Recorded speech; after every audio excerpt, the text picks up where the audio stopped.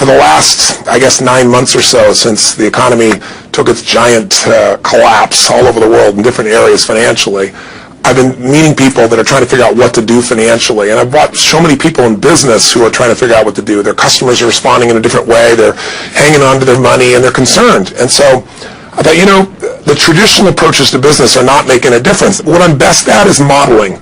I've always, when I wanted to figure something out, I go to people that are the best in that area and figure out what they're doing and teach myself how to do that, and then teach others to do the same once I've proven it's worked with myself. I said, I want to find the best of the best, and I've been really fortunate over the last, as I say, probably 7, 8, 9 months to have spent some time interviewing and getting to know and becoming good friends with many of the top people in the internet marketing. I mean, people that they're not the likely people you normally look at. I look at them as the new money masters. They're guys that, they didn't have the traditional education, and ladies that didn't, but they found a way to add value. So whether you're looking for an opportunity to figure out how to have a second income stream, or you have some form of business you're considering being in or you're in and you want to learn some tools, I thought I'm going to create some great products for this, but I thought I'd just send you out first a neat little interview that I did with them. These guys called me up and said, can we come by? I'd love to chat with you. I said, well, we're going to chat. Let's put it on film. So we just knocked around, and what they wanted to ask me was, look, we spent enough time with you. We know you know how to get people to take action. I said, well, come on over and let me kind of get inside your heads a little bit. Let me see why you follow through. Why do so many people say they're going to do something and then never follow through? And a few people do something inside their head and heart that gets them to follow through. So I just thought you might enjoy this conversation we've had. It's with Frank Kern and John Reese, two of the best in this industry. I think you'll find it interesting. Maybe you'll be triggered a little bit to think about what will get you to follow through too. So this is my little gift to you. I hope you enjoy. We got the dial. Frank! Tony, what's up? Good thing, man. How about you? I'm good. Listen, we've got a serious issue that I think is affecting our market, and we need your help. We actually don't know if we can solve this problem, but we think that you can. So we want to barge in today. We're kind of riding around anyway. I know you're shooting and stuff, but if you got a couple minutes that we can pop by, that sure would be helpful. Okay, well, I'm honored if you help me. Come on over. I look forward to seeing you. Okay. See you, man. Bye. Look forward to you, John. Bye-bye. See ya. So why are we in a hotel anyways? They use this place a lot to shoot stuff because it's got a really nice background. Oh, it's really nice outdoor stuff. Filming different guests and interviews and TV commercials? Hey man, how's it going? Come on in. All right, thank you. Hey, Tony, what's up? How you doing, man? What's all this? Doing a little leadership filming, man. That's awesome. Good to see you. All right, thanks for having us, man. Yeah, you good. Well, come on in. I'm curious to what this major problem is that you haven't seen me right away about. This sounds like a setup to me, man. It's a setup, yeah. I told John it was an intervention about his glue sniffing problem. Come over and sit on my lap. Yeah, exactly. So we were doing some talking, and the big problem in our industry, we think, is a bit of a mystery. No one has the exact answer. We were actually talking about trying to figure it out, that so many people in our market get these courses that him and I both, for our own respective businesses, spend hours and hours of time recording these building these education products, these training products to show people how to grow a business or build a business.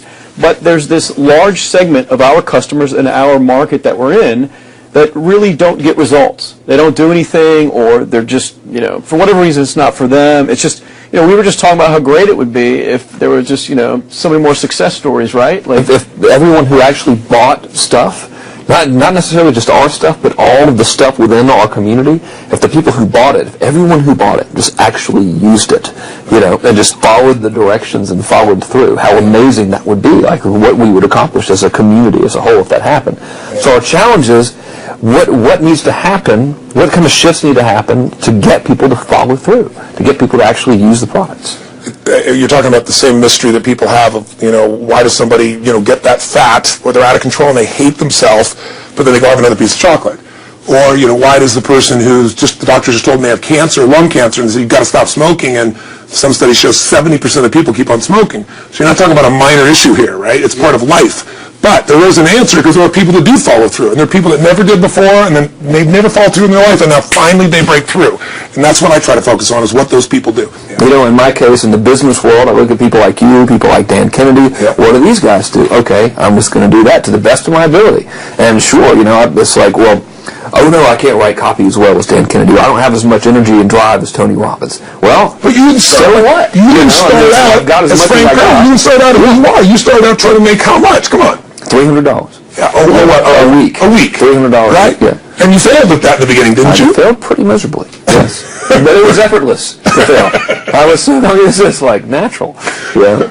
But truthfully, you went from $300 to, I remember you said your first time you believed it, I remember, was when you made like $2,500 in like 4 or 5 days when I was on vacation. While you were on vacation. That was when the true internet marketing dream was realized. You know, because I sold a downloadable product and I wasn't even there. I didn't have to ship anything. I was like, oh my God, this is so great. You know, $2,500. And to me, that was just a gazillion. You know, because my win, I think, was like $400 or something. And when you told me that story before, and you just do it again, and you get so you big grin on your face, you get more excitement on your face than when you talk about doing 18. Than when you talked about doing the 18 million, which I know you're proud as hell of, and you didn't get all the money, but you made 18 million bucks for somebody in 24 hours, right? Yeah. Well, look at your face. It's like no one you're as excited as $2,500 in 5 days, baby.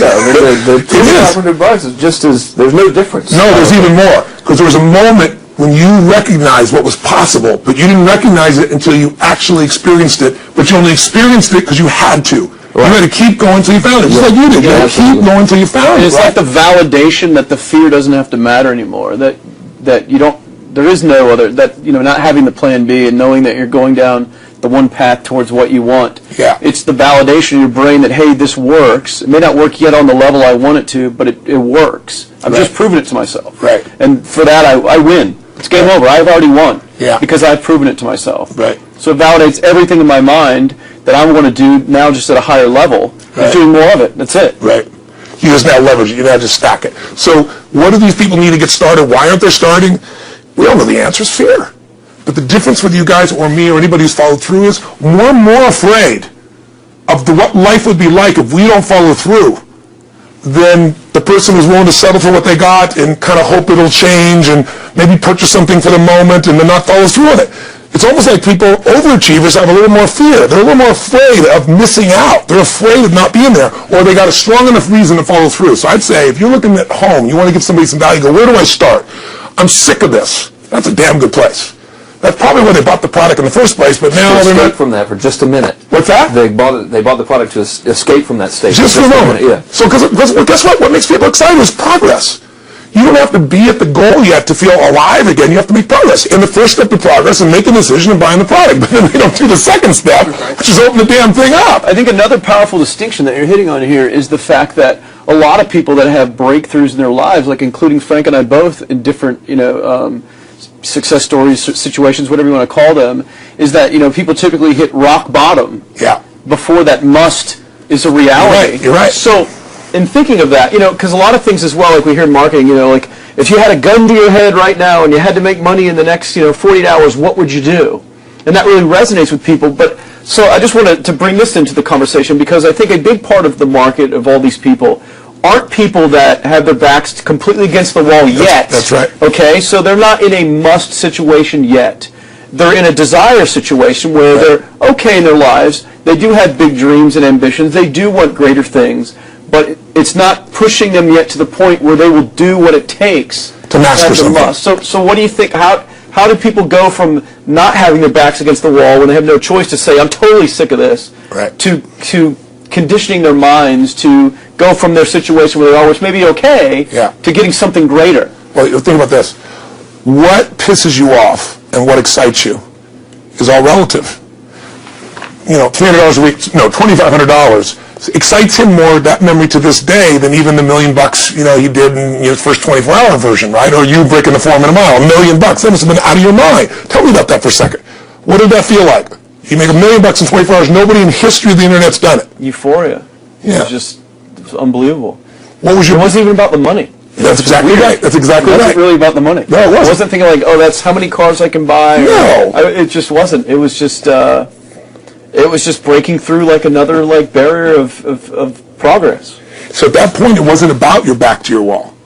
At that point, what it was really about... It was a further point for my fear, is what it really was. Further point for your fear, and for some people, and I think in some cases, it's also a recognition of who I am and what I'm capable of. So for somebody whose life is already great, this is about, what if I could take on another skill that could create more freedom for my life? And just saying, I'm not going to go out and try and do it all perfectly right now. What I'm going to do for the next 8 weeks, I'm going to create a ritual. I'm going to do one thing a day to condition my mind, right? So I get strong, so I follow through. I'm going to read something. I'm going to listen to something. I'm going to immerse myself. I'm going to go for an intense jog, or I'm going to go lift weights, but I'm going to do it consciously to get in a state where I'm going to follow through. That's number one, because people follow through when they're in state. Second, I'm going to get clear about why this is a must for me. It's not because my back's against the wall, but because I want to master an area of life that could create some freedom. I'm not going to master it overnight, but I got the system, I got the plan. I'm going to do one thing a day. I'm going to work on one subject a week. This week's going to be about figuring out what the right product or industry is. Next week's going to be basics of building traffic. And each week I'm going to make a little progress, and I'm going to get to a goal, whatever that is. I'm going to make $1,000, my $300 in a week. I'm going to get to my $2,500. That first $2,500 is the most excited. Unbelievable. The first $300. I remember It's life-changing, too. It is the most life-changing. I remember I was supposed to be a truck driver, making $24,000 a year because I'd be making the most anybody in my family had ever made. How'd that work out for you? Yeah, very, very well. Thank God I'm not driving a truck, right? I think you could drive the truck. I figured out I could pull it with my finger, man. I could do it with my teeth. I could pull it with my teeth, right? 36 grand a year was the goal. If I could make $3 grand in a month. When I did that, was out of my mind. And then it was like, could I make 10 grand a month? Then it was 10 grand in a day, then 100 grand a day. Then could I make $1 million in a day? I had a day where I made $400 million in a day. The stock value of the company I took public, my personal stock. But it was probably after I did it, though, so it doesn't really count. I'm just joking with it. You're right. People will remember who's first, Tony. 400 million. Who cares? Who cares? Yeah, I'm not saying that's amazing, though. I'm not saying because they told me when I was on stage, I had this audience of about 15,000 people at the Continental Center. It was during the stretch break.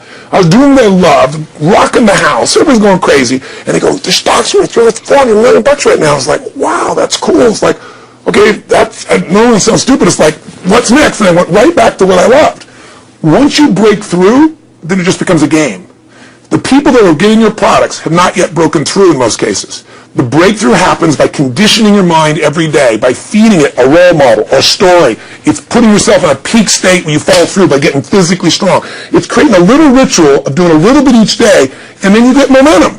But the most important thing of all is what we started out with. Why? Absolutely. Why is it a must for you? It doesn't have to be you're against the wall, but it has to be something you're hungry for, because the only difference in people is hunger. And if you're not hungry, get around people that are hungry and something will hit you. You watch a conversation, you get around people that are doing better, and all of a sudden you start going, my life sucks. I remember I went to a guy in L.A., he's one of the most multi-billionaire guy, I'll never forget, and I lived in the Del Mar Castle, and I was really proud. That was like the symbol of me having taken myself from being poor to providing for my family this great place. It's built from castles in Europe overlooking the ocean, not far from you. And I went to this guy's house, he's a billionaire, he took me down to his wine cellar, I don't even drink wine. Went through this whole thing. At the end of the night, I was depressed. I lived in the Del Mar tenement, as far as I was concerned. I really was. I was like, I lived in a crappy place, and all my standards changed. All of a sudden, I wasn't willing to settle for living there. All of a sudden, my back was to the wall in a different way, because as a man, I knew I was capable of more. So people can change their standard by getting around where it's better. People can change their standard by getting associated with what's true, like the bills they got to solve, the problems they got to do it. Or they can do it because they're excited, because it's something new they want to take on. Everyone's different. But they got to find the why, and they got to come up with some daily rituals to get them going, and just do a step at a time. That's where you get momentum. Awesome. That is awesome. So, think about what's the holy grail between somebody taking action or not. It's one word, certainty.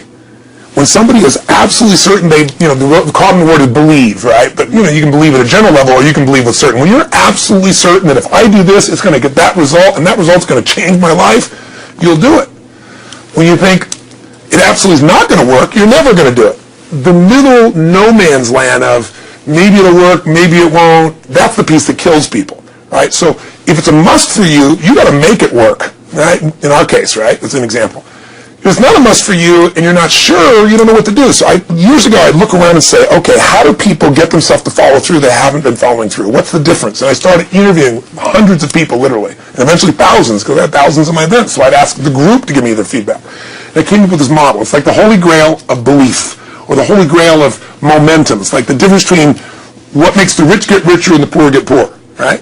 And the difference we all know is mindset, but like, how's that built? So this is what I did. I created stupid four little boxes, and I'll scribble it here for you. You think about the first thing that determines whether you can do something or not, and I put that in this first box at the top here on the left side, and it's potential. Like, what's the potential of a human being? Like, when you guys started, you proved something no one had done in history. You ran the 4-minute mile, right? For God only knows how many centuries, they're trying to run a 4-minute mile. Roger Bannister does it. How did he do it? Do you remember? You did it in this industry, right? You made $1 million in a day. No one had ever done that in history, right? After you did it, a bunch of other guys were doing it because it became possible. Roger Bannister didn't just go physically practice. He made a shift in his head. He practiced in his head because he could never achieve it physically, so he had to change in his head first so that the result became certain enough he believed it, and then his body got him through. After Roger Bannister ran that 4-minute mile, within 2 years, 37 people ran a 4-minute mile. Wow. When no one in history had ever done it. Now here's how it works. The potential for anybody getting your product is extraordinary. They can do what you've done as much, more or less. They can do whatever they want to do. The potential's there. The market's proven that. Whether or not they tap into potential has a lot to do with what action they take, which is the question you came to me with, right? Like, God, they all have potential, but they're not taking action. And we all know that the action they take is going to determine the results they get. That's pretty obvious. So most people have a belief about what their real potential is no matter what you tell them. And that affects how much action they take. And of course that affects the result. And then ironically, that result reinforces their belief. And then their belief affects it. So I'll give you an example. Let's say a person has unlimited potential, we all agree. But they take little action, little results. Why? Because they have to start with a problem with their belief. They don't believe it's really going to happen for me. Maybe for Frank Kearns because he's got the cool hair and stuff, or maybe it's for you because you're so driven, but it's not me. Maybe Tony Robbins because he's a freak, got these big teeth. Whatever their thought process is, right? They got this thing, right? But what happens is, if you believe that there's very little potential, how much action are you going to take? Nothing, little. And when you take little potential with a little action, what kind of results do you get? Lousy little results. And when you have little results, what does that do to your belief? You go, see, I told you this was a waste of time, told you this wouldn't work. And then what happens? You tap even less potential. You take even less action. You get even worse results, and your belief gets even weaker. And this sucker feeds on itself until you are in a downward spiral. It's poisonous. It's poisonous and it's self-fulfilling. Now, what if something could happen that could come along and fill you with a sense of absolute certainty? Not like I believe, but where you know. In you guys' case, mine as well, we knew because we had to. Because we burned the boats. There was no other option. We had to find a way. We weren't going to live that way. We all did it in different ways and for different reasons, but in essence, that was it. If you get yourself in a state of certainty that this is going to work, I'm going to find a way, and if this doesn't work, I will make the way, then you tap a lot more potential. And when you're certain in your potential, you take massive action. When you take massive action, you really believe in something, you get great results. When you get great results, your brain goes, see, I told you I was a stud. I told you this thing would work out. Now you're even stronger. You tap more potential, take greater action, greater results. That's how you went from $300 in a week to $2,500 in 5 days to $100,000 in a month to $1 million in a day. Same thing with you. And we get momentum. So the rich get richer and the poor get poorer. Now some people go out and they go, well, I'm going to take a bunch of action. All right, I'm going to open this product. I'm going to try it. And they'll say to you, I even did it. But it's like a salesman who goes and knocks on the door, and he knocks on 100 doors and says, you don't want one of these, do you? Yeah, exactly right. And even if he doesn't say it verbally, his face says it because he doesn't believe it's going to work. So his voice, his body, the execution is so weak. Maybe if he talks to 100 people, somebody's going to buy out of pity. They don't want his kids to starve, right?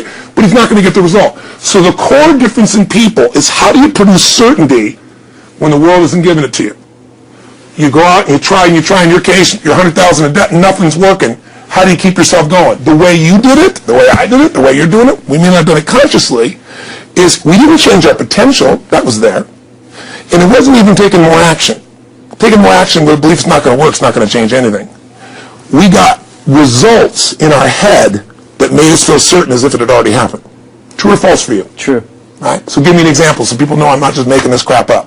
Well, I mean, just like when I had nothing, I already knew I was driving like Ferraris and Porsches and stuff because I always wanted those cars. I already knew I was going to have them. It was inevitable. Right. I inevitably, that was just my inevitable outcome. But how did you do that? Did you have a ritual? Did you think about it regularly? Was it one time you thought about it, or was it something you had an obsession towards? I had an obsession towards it. I mean, I used to work at a video store, which is the last job I ever had in my life. Thank God. And I used to go to work almost every day.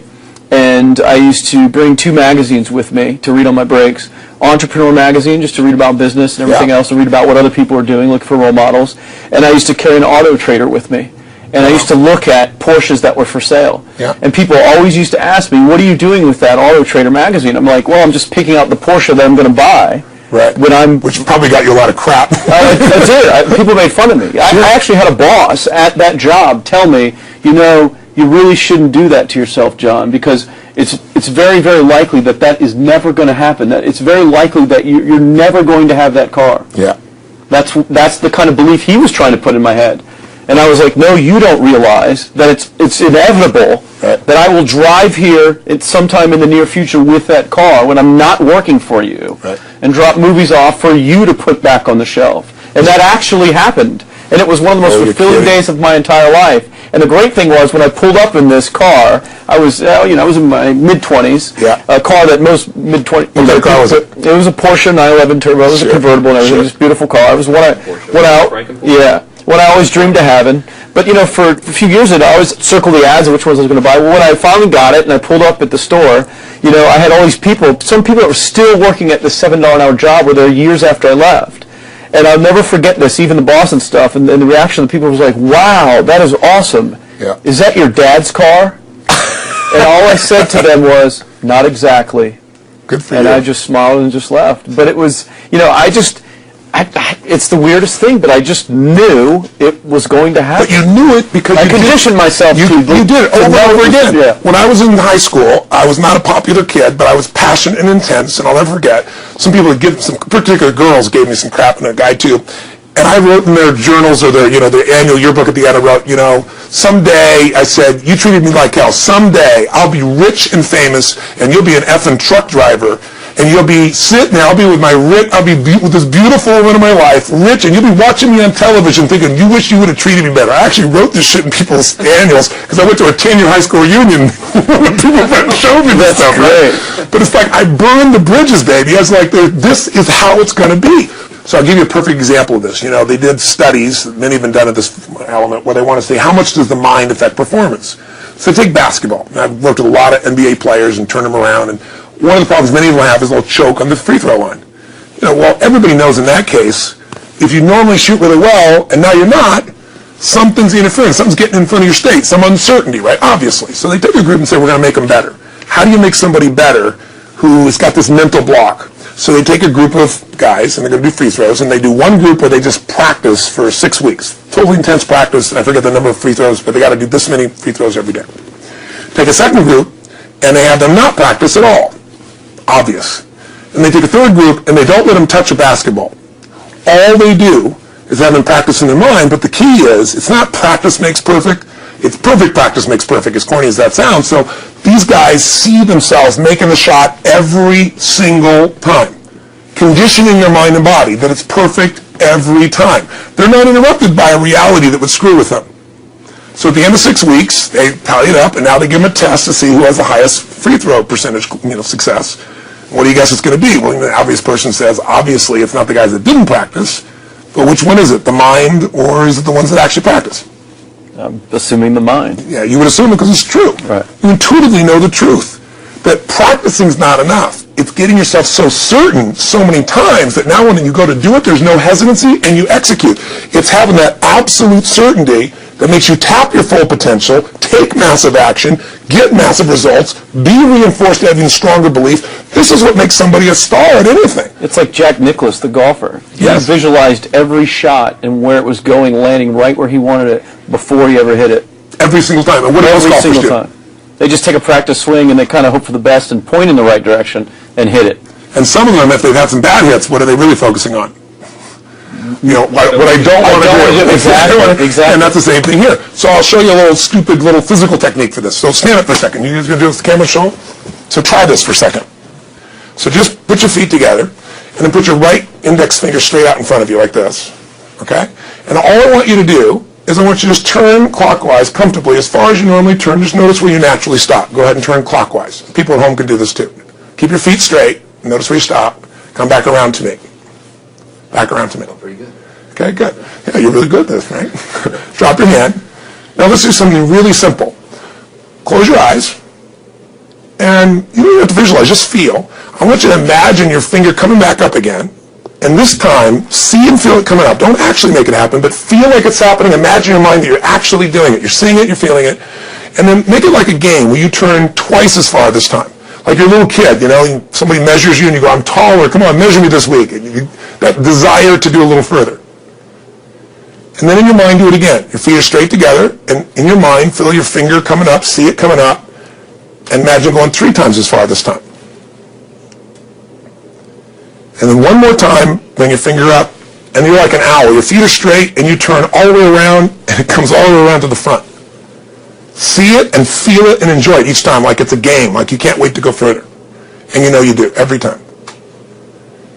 And when you can feel that, it feels good, then open your eyes, and now put your finger straight in front of you, and turn as far as you can comfortably and see what happens this time. Go. Take one back. Now notice, I don't know if the camera's got it, but you don't have to ask the camera. You can ask yourselves. Come back around.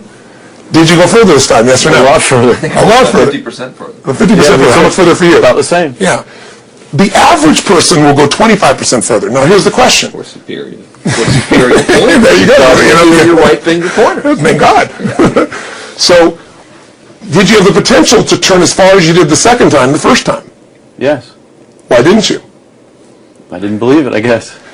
We have beliefs about stuff we don't even know we have beliefs. You have an unconscious belief about how far you can turn comfortably. The first time I did it, when I pointed straight back, Yeah. I thought that probably shouldn't even go that far, like it was going to hurt me or that I wasn't capable of going any farther. It's like, And how much further did you go this time? And the camera knows. Put it over there, That's right exactly over there. right. Now here's the difference. The potential was there the first time, and you took action, and you got a result. But it was 50% less than what you did later on, and the only difference is they changed your belief. How did I change your belief? We didn't work harder on your potential. We didn't take more action. I got you to see the result in advance. I got to see it vividly 2 or 3 times. That's all. I'm going further, and your brain went, oh, I know what to do. Boom, it went there. Isn't that what you did by looking at your cars every single day and envisioning it? Isn't that what you did when you created whatever the vision was? It was $300, $2,500, $1 million in a day? Yeah, that's what's missing for these people. They're not getting that execution is everything, but it doesn't happen if you don't get the psychology set of a state of total certainty. And you just change that 50% in 3 minutes with the visualization. And visualization is only one technique. Because I was like losing my balance with my eyes closed, but I was kind of like lopsided, so I got one good visualization, and the rest of the time I was like, I sure hope I don't fall down on camera with my eyes closed. It's going to look really dumb to do it. So you don't even have to be good at visualization. You can still get the improvement. So I want you to get, you ask the question, what is that difference in people? This changes people's certainty. People are uncertain they're going to succeed. They want it, but they're afraid. The best way to deal with a fear is get a big enough reason that makes you have to succeed, or condition yourself where you see it and feel it so often that you're certain that you just do it. That's all it really takes. That's awesome. You know, this worked. I was thinking this while you were talking about going to the... Say it so we can hear this, and we'll go.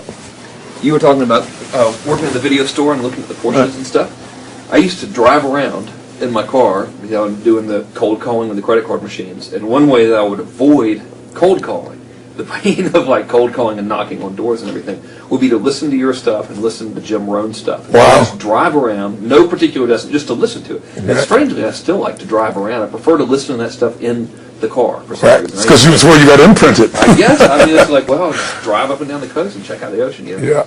So I would drive around, and I would envision myself holding those types of seminars. Wow. Teaching people that kind of stuff. And 3 weeks ago, I was teaching a seminar in San Diego, and I was talking about beliefs and envisioning things, and I had to stop. And I shared with the audience, I was like, you're not going to believe this, but I actually used to envision this very moment. Wow. I'm talking to you right now. So wow. It really, really works. Wow. Definitely works. Makes a difference, I'd say. I'll tell you what, I worked with Andre Agassi in 1993, I think it was. He'd been #1. He dropped to 32nd in the world. And he was literally ready to quit with no exaggeration. His father was managing him, and he was so angry with his life. And he went through some, I think, wrist surgery at the time, and he's working on his swing. And he was dating Brooke Shields at that point. They weren't married, and not his current marriage, obviously.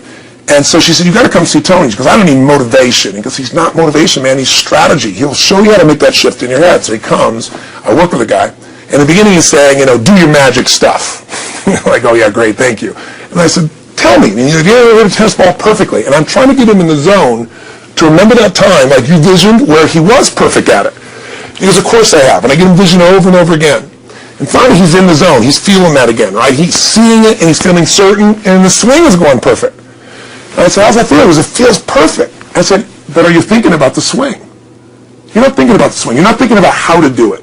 You're just seeing the result you want so vividly that it's there. So all we did was train him how to go in that state over and over again. He won the next weekend. The second weekend he came in second. Within 6 months he was #1 in the world again. And he gave me unbelievable credit. But all it was conditioning the mind. You did it with tape, so did I. We were just talking about this earlier, Pam and I used to go when I was 17 years old down in downtown Los Angeles, this place called Night Education, K-N-I-G-H-T, like in the night. And I'd save up all my money, work as a janitor, and I'd get these tapes and listen to these things over and over and over again. I went there for years, and I didn't have enough money, and I leveraged everything I had, but I knew how to train my mind. It's the one thing I knew how to do. This man's name was Mario. I saw him in his 80s. And he obviously knows how my life turned out and was very proud of the role he played in that process. He used to tell people the story. This guy's the real thing. He didn't just start out this way. This is how Tony did it. He listened to these tapes. He conditioned himself, right? This is the real stuff. He passed away a few years ago. I'm calling his house, and he passed away, and his daughter was there, and she wanted to share with me that how I touched his life and so forth. But the best thing was, I thought, you know what? I want to get those tapes. I want to get that stuff that conditioned. You know, I want to go back to that moment like you did of, you know, that moment was visualizing, now I'm living it. And she said, he left all this in his will to you. So I have all these tapes now that are from the time when I originally went through, and like I'd go to sleep and I had these sleep tapes that conditioned my mind to believe that I could succeed even when I was sleeping, or to build energy in my body. And anybody who wants to succeed has got to know it doesn't just happen. You can buy a product, but you also, with that product, have got to condition yourself. You got to make it a must, and you got to get a ritual. And if you do it, whatever you used to dream about you thought was so huge, you'll just live it. You'll live it like you lived this yesterday, like we're all living the life that we envisioned. Because we had to, and because we played this game with our head. We got the belief to be real by seeing it enough times and feeling it enough times till our brain believed it, and then it made it happen. Which raised the potential, which made us take more action, which got us better results, which raised our beliefs again. That's right. And then that's good. That's why the rich get richer and the poor get poorer. So instead of bitching about it, change it. And this is how you change it. It's like a self-fulfilling prophecy. Completely. It's pretty easy to change. Just that one simple exercise was amazing. I'm still like, holy crap, you know, I wonder what else I can do now. But look what most people do. Most people do the opposite of that, right? They get the product, or they think about doing it, and what do they envision? It's not working. That's right. The excuses. So they envision it not working. As soon as they envision it not working, they feel uncertain. As soon as they feel uncertain, how much potential they have? Little, if anything. And so they send back your product, and they listen to the damn thing. You know? And guess what? What does that do, by the way? They make that as another lousy result in their life. I didn't even follow through on that, and they believe even less. This process is the Holy Grail.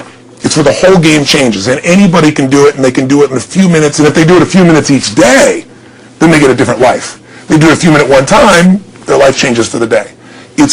We're defined by our rituals. Everybody's got rituals, certain things they do every day. And what we have in common, and anybody that I know of who has a life that they're living that was once a vision, is we saw it again and again and again, even when it didn't work, even when you lost $100 grand, even when I'm working as a janitor. There's something we would not give up on. And if somebody watching wants to change their life, they got to decide what they won't give up on, and then put themselves in the state of momentum by a couple little rituals. That's all it takes. And I think especially when it comes to anything related to making money, like making money products or promises or courses, people are so inundated with scams and all this garbage, true garbage, that, you know, their natural thinking is that they're so skeptical. It's like they fall into the conditioning of, well, if anything's ever going to work, that thing has to prove it to me before I believe anything. So when they go to approach the thing to make more money with, they're like, well, I'm starting at zero, and this thing has to prove to me that it has any potential at all before I believe that it will. Don't you agree with that's the case? Unfortunately, it's the case, but here's the truth. When somebody says to me, in my business even more, because a lot of people think I'm a motivator. I hate that term. It's never been what I've done. I do believe in energy, and I'm passionate. You know, they see 10,000 people in the room rocking, they go, oh, he's motivating them. I believe in peak state. You get a top athlete, you get in a concert, and you get in state, right? The problem is, to defend themselves so they won't be disappointed again, they lower their expectations. So someone will say to me, well, I'm skeptical, or I'm pessimistic, and my response to them is, no, man, you're gutless. It takes no guts to be skeptical. You don't have to have any capacity to be a critic. And now with the web, you don't even have to own that you're the one being the critic. You can burn somebody and, you know, anonymously, right? I said, you know what? It takes guts to believe. And if you think something's going to do it for you without you putting your guts on the line, you might as well forget it right now. So this idea that I'm skeptical or they got to prove it to me, it's the biggest lie. What that really is your fear talking. You're so scared of failing, you only want to get your hopes up. And if you don't get your hopes up, you might say, well, what if they get their hopes up and somebody gets disappointed? How many disappointments have we experienced in our business careers and in our lives? The difference is some people take disappointment and let it destroy them. Other people take disappointment and let it drive them. And you get to choose. Are you going to turn this thing into why it didn't work and a bunch of stories and excuses, or are you going to take this thing that didn't work and figure out what are you going to do to make it work? And it may not happen the first time, the second time, the third time, but the people that are relentless find the way. And if the common denominator in all these guys that are kind of our friends or family, money masters, the new money masters is they all did it with will. Nobody here inherited this stuff. Everybody figured it out. And keep figuring it out. And it's going to keep changing.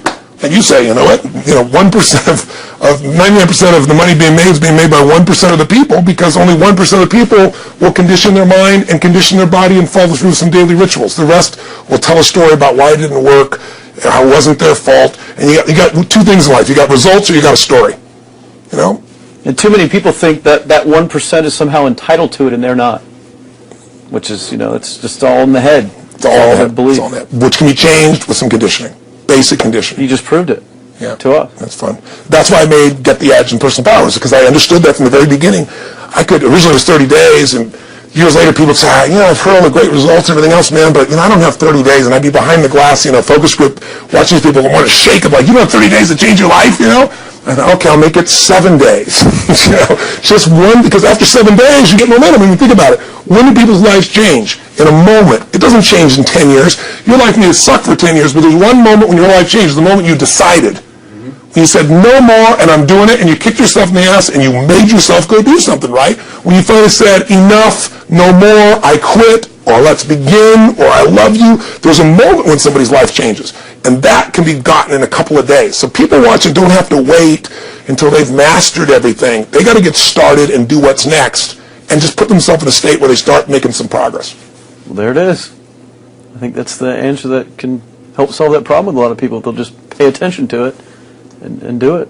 The bottom line is, all three of us and some of the people that we consider as family that are part of this process, we've all done well, and we don't need to do this stuff. We're able to do the stuff because underneath it all, people can see in your eyes, Frank, when you talk about $2,500 you made that day, and the joy, right? Or you talking about not willing to settle, and just, I don't care what they say, they tell me I'm going to sit here and I should lower my expectations.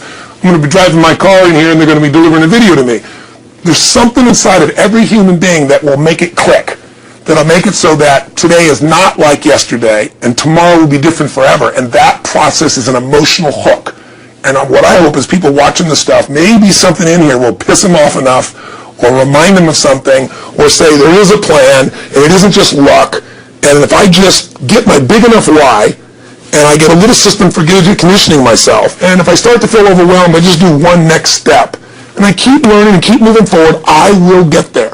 If we accomplish that out of this conversation, then this conversation was kick-ass and fun, not just for us, but it'll be something that we'll be really proud of a long time.